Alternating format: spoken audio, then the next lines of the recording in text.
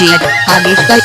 उसकी तमाकू गदिया मागा गाया वो मोला जीमो जीमो लागे हाय वो मोला जीमो जीमो लागे हाय दारू की निशा आएगा मोला जीमो जीमो लागे हाय वो मोला जीमो जीमो लागे रे दो हाथ भर चुरिया पाछाली कंगीना न मोला दादा मते डालिया मोला दादा मते डालिया गाड़ी की नगीना न मोला दादा मते डालिया मोला दादा मते डालिया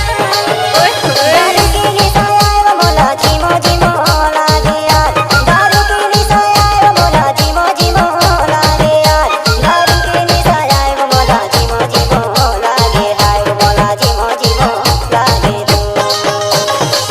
उसकी तमाकू गदिया मागा गाया वो मोला जीमो जीमो लागे हाय वो मोला जीमो जीमो लागे यार दारू की निशा आएगा मोला जीमो जीमो लागे हाय वो मोला जीमो जीमो लागे रे दो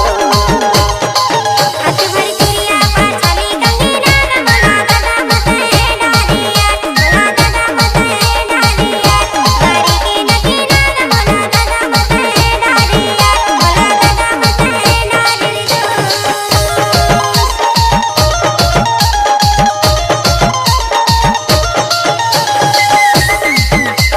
आप सुन रहे हैं डीजे अरविंद का मिक्स हुआ गाना।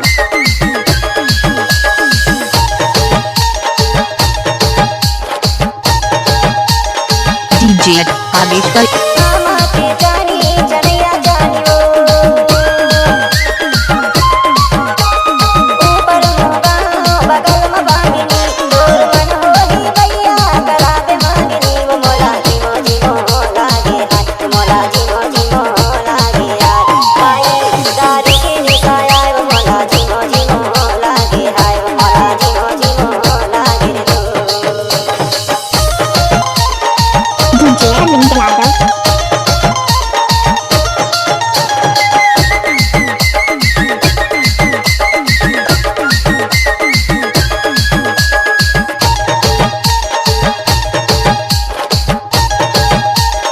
डीजे आदेश कर